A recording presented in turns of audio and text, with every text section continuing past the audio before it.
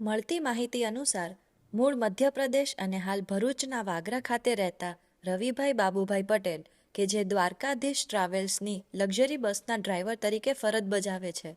રવિકુમાર તેની લક્ઝરી બસમાં દહેજ જીઆઈડીસીની એક કંપનીના કર્મચારીઓને લાવવા લઈ જવાની કામગીરી કરે છે.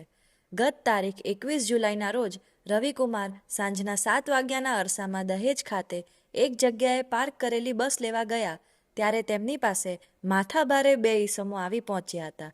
જ્યાં આ બંને પૈકી એક વ્યક્તિએ બસ ચાલુ કરી દેતા ચાલક રવિ પટેલે કહ્યું કે અમારી બસ ક્યાં લઈ જાઓ છો.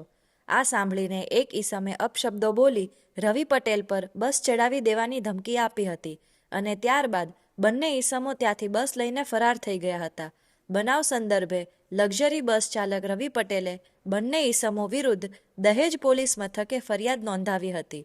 જો કે સૂત્રો પાસેથી મળતી માહિતી મુજબ પોલીસ મથકમાં ફરિયાદ નોંધાયા બાદ આ બંને ઈસમો બસને દહેજ પોલીસ મથક નજીક મૂકીને નાસી છૂટ્યા હતા.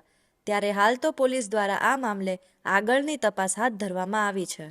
AW 51 નંબરની બસ જ્યારે વિધાન કોમ્પ્લેક્સની બહાર પાર્ક કરેલી હતી ત્યારે મારો ડ્રાઈવર રવિકુમાર બાબુભાઈ પટેલ જ્યારે ત્યાં સીપ મારવા ગયેલ તે ટાઈમ ભાવેશભાઈ પ્રભુભાઈ આહિર તથા જયદેવસિંહ પરાક્રમસિંહ ગોહિલ આ બે વ્યક્તિ મારી બસમાં ચઢેલ.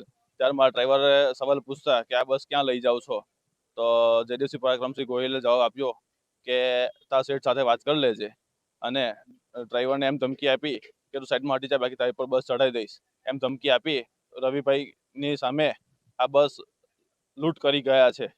તો મારે દહેજ પોલીસ સ્ટેશનમાં જણાવવાનું કે આ વસ્તુને મને ન્યાય મળવી જોઈએ.